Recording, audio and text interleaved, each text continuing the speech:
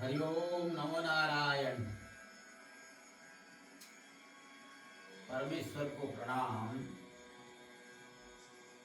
आप सबको भी बारंबार बारंबार प्रणाम।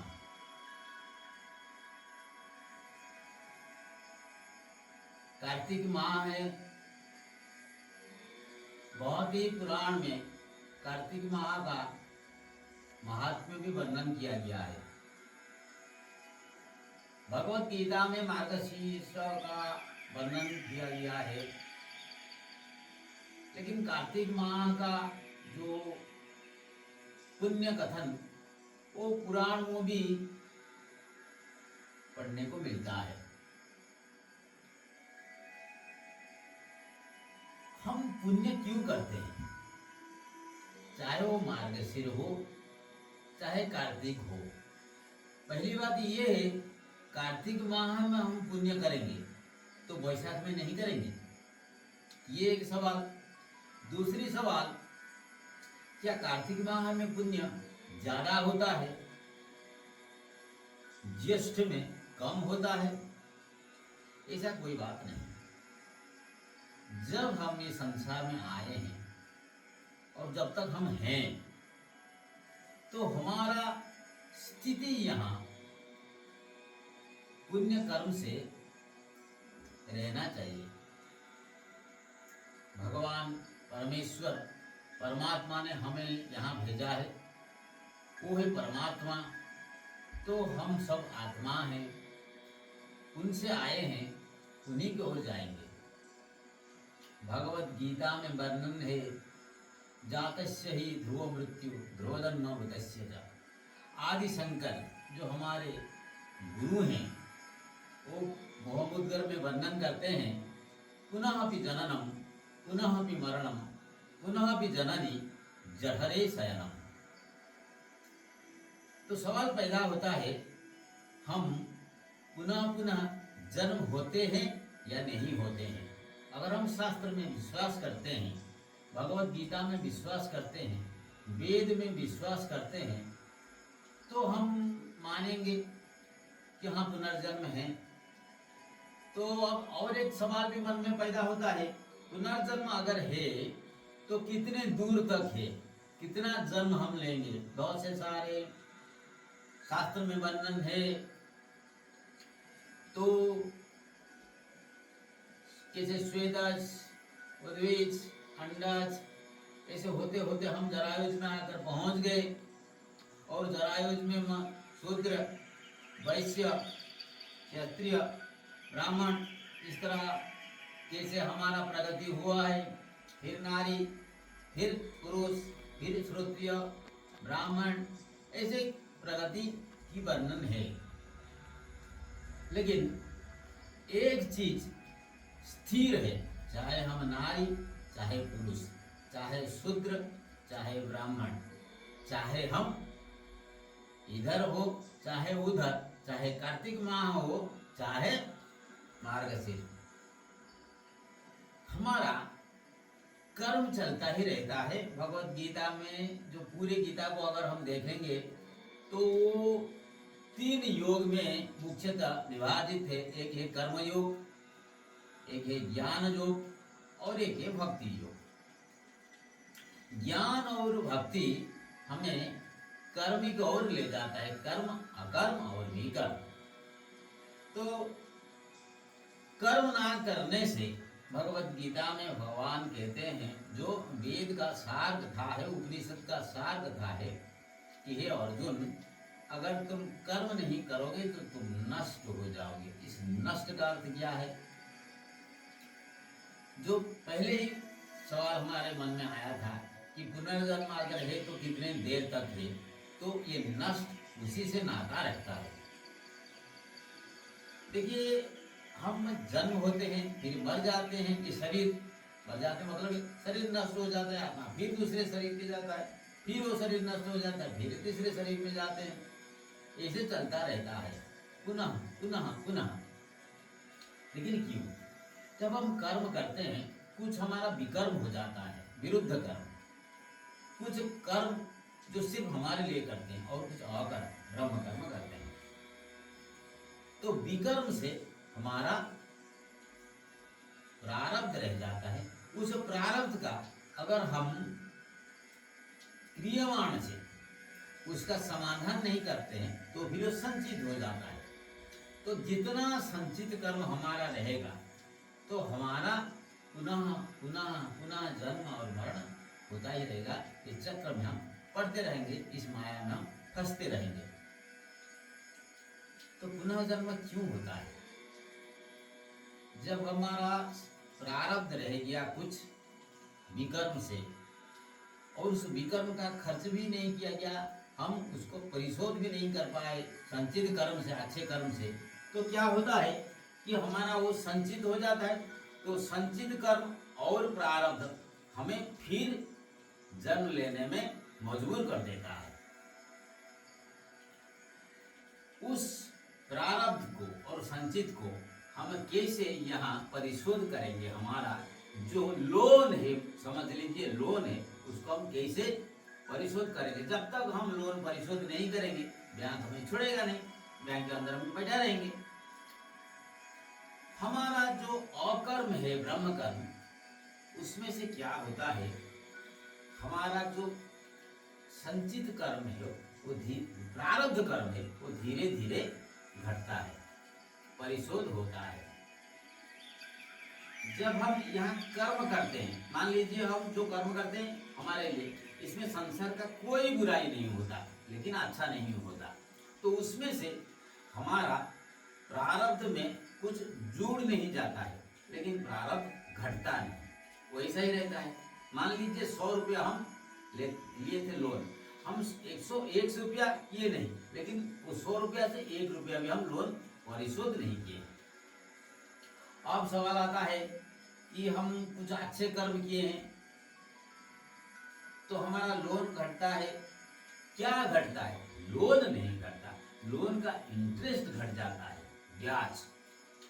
तो कुछ लोग सवाल पूछते हैं कि हम तो अच्छे आदमी हैं, हमें इतना कष्ट क्यों मिल रहा है? ये कष्ट नाम का कोई चीज नहीं होता।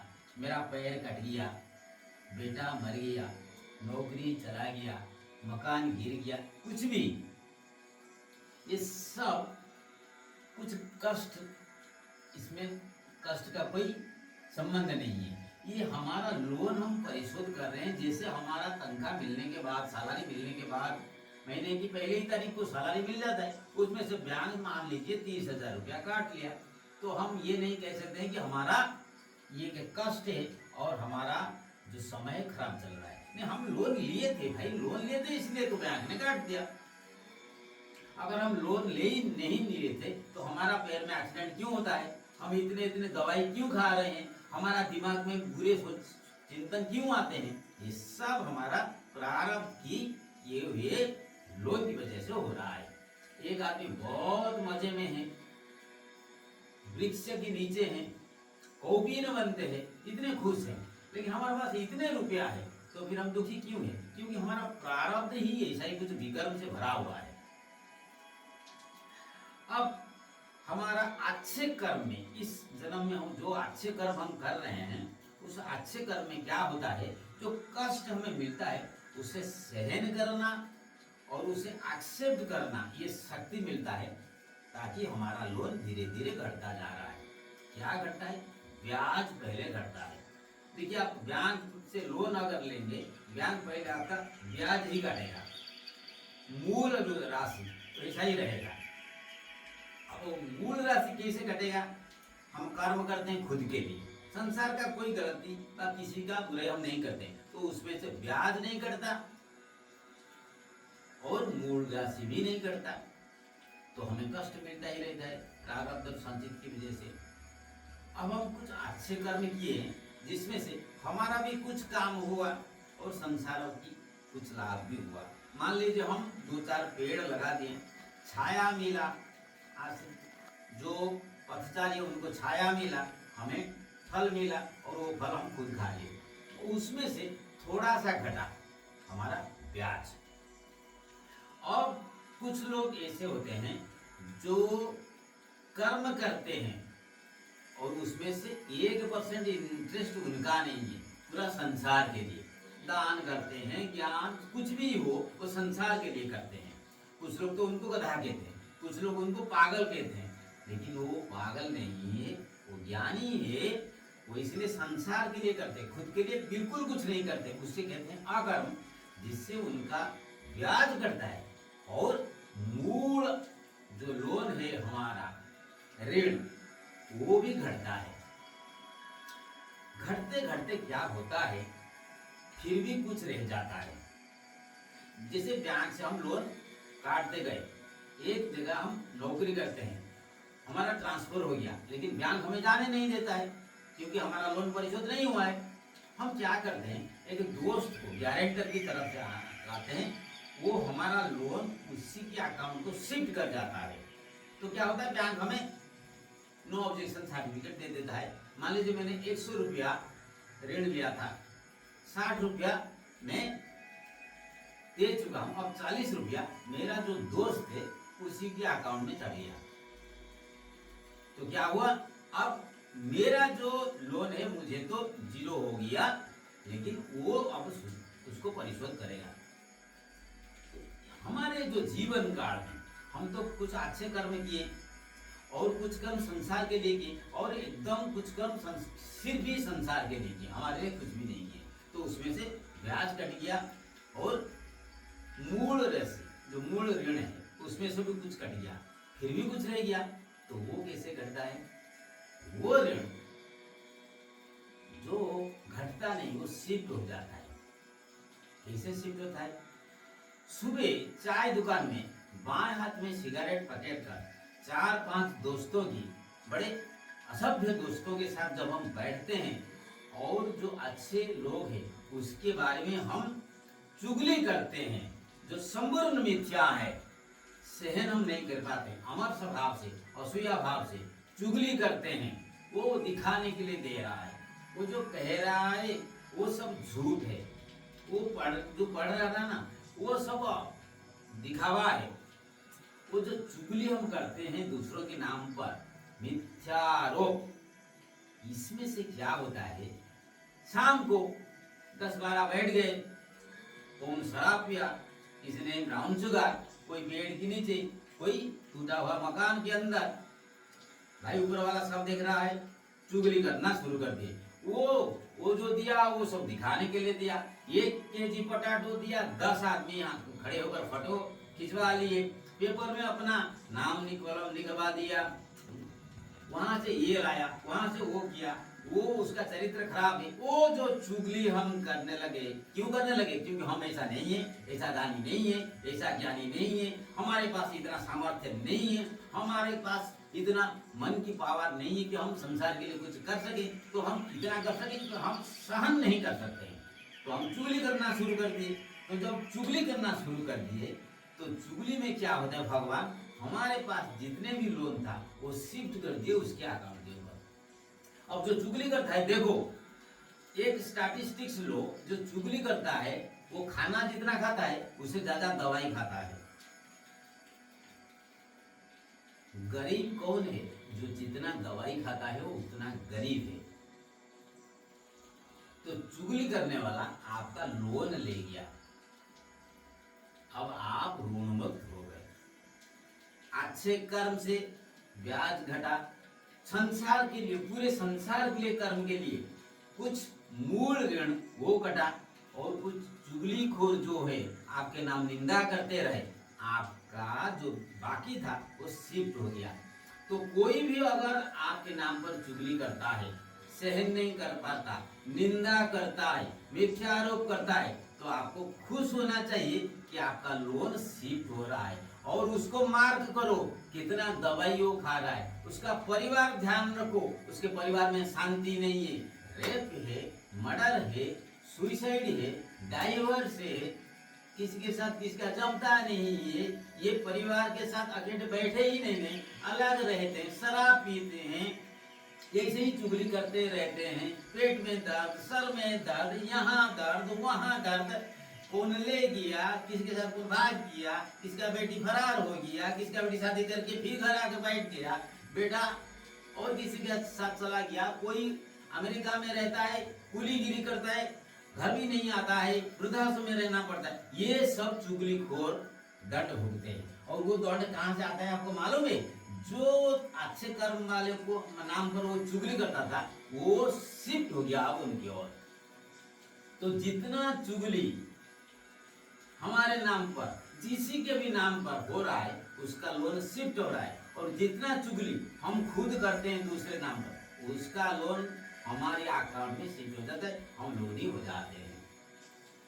तो बंधु, जब हमारे मन में एक सवाल था कि हम कितने जन्म लेंगे, ये निर्भर करता है हम कितने अच्छे कर्म करते हैं, तो उतना ही कम समय लगेगा, हमें मुक्ति मिलेगा। अब दूसरा प्रश्न, हम अच्छे आदमी हैं, बहुत लोग पूछते हैं, तो फिर हमें दंड क्यों मिलता है? वो दंड नहीं, वो हमारा ऋण चुकता हो रहा है। तीसरा प्रश्न, कुछ लोग हमें इतना निंदा क्यों करते हैं? अरे भाई, जितना निंदा करेंगे उतना लोन जरूर जल्दी घटेगा, जल्दी ही घट जाएगा, हमें मुक्ति मिलेगा। प्रार्थना करता हूँ जितने भी लोग हमारे नाम पर चुगली करते हैं, तो वो ज्यादा चुगली करें ताकि हम तुरंत मुक्त हो जाएं। ये चुगलीखोर, मैं आपको यहाँ से प्रणाम करता हूँ कि आप मेरे कितने उपकार करते हैं। मूर्ख दुर्योधन अर्जुन के साथ, भीम के साथ, नकुल के साथ, सहदेव के साथ कितना अन्याय किया। वो तो खेल रहा था युधिष्ठिर के साथ। द्रौपदी को भरी सभा में जो लज्जा दिया। मूर्ख हमेशा स्थान, काल, पात्र, ये किसी के ऊपर नजर नहीं देता है, अपनी मूर्खता पर जड़े रहता है। तो दुर्योधन का अंत कैसे हुआ? किसी ने पूछा, अर्जुन तुम्हारे पास तो इतने शस्त्र हैं, तू दुर्योधन को क्यों नहीं मार देता? तो अर्जुन ने कहा, मुझे स्वर्ग जाना है, वहां से दिव्यास्त्र प्राप्त करना है, शिव जी से पाशुपत अस्त्र प्राप्त करना है, तपस्या करना है, सारे रास्ते दुर्योधन का बंद करना है। और दुर्योधन का, क्योंकि वो मूर्ख है, और मूर्ख को मूर्ख कहोगे तो क्या करेगा? जो दुर्योधन ने किया। अब दुर्योधन का क्या हुआ अंत में? देखिए, अर्जुन ने एक सभा में अपमानित हुआ, और दुर्योधन को इतिहास ने अपमान दिया, दे रहा है, देता रहेगा। तो बंधु, अच्छे कर्म करने से हमारा मुक्ति का पथ उन्मुक्त होता है। हमारे अच्छे कर्म के बाद भी अगर कुछ हमारा प्रारब्ध और संचित रह जाता है, तो चुगलीखोर है ना, वो तो चुगली करेंगे, तुम्हारे विरुद्ध गपेंगे, और जो गप्पा मारेंगे, सिगरेट खाकर, चाय पीकर, खट्टी बनाकर, दिव्य जन्म मिला है, दिव्य कर्म करो भाई। शराब पीकर खुद अपने आप को अच्छे कहते हो, शराब पीते हो, लज्जा नहीं लगता है? सिगरेट खाते हो और बच्चे को कहते हो कि नशा मत करो, लज्जा नहीं लगता है? खुद दूसरे के नाम पर चुगली करते हो, बाप के नाम पर अपनी जिंदगी गुजारते हो, खुद का तो कुछ ज्ञान नहीं है, दान नहीं है, सम्मान नहीं है, क्या है? अपने अर्जुन ने अर्जुन हुआ अपने ही बल में, अपने ही दम पर, इसलिए वो अर्जुन है ना, अर्जय अर्जुन। तो मुक्ति का रास्ता उन्मुक्त है। हमारा कर्म अच्छा होना चाहिए, हमारा कर्म संसार के लिए होना चाहिए, और कुछ चुगलीखोर हैं जो हमारा कर्म और आसान कर देंगे कि जितना हमारा संचित और प्रारब्ध कुछ गलतियां हैं, ऋण है, तो ऋण को वो ही चुका देंगे। भगवान से प्रार्थना करता हूं, मेरे मन में ज्ञान, दान, सम्मान के लिए आग्रह हो, संसार के लिए मैं कुछ करूं, जितने भी कष्ट आए उसको मैं सहूं, क्योंकि मेरा ऋण चुकता हो रहा है। जितने भी लोग चुगली कर रहे हैं उनको प्रणाम, वो मेरे ऋण शिफ्ट कर रहे हैं, उन्हीं के ऊपर ले रहे हैं। भगवान को प्रणाम, आप सबको प्रणाम। सबका जीवन मधुमय हो और सब मुक्ति की मार्ग पर चले। नमो नारायण।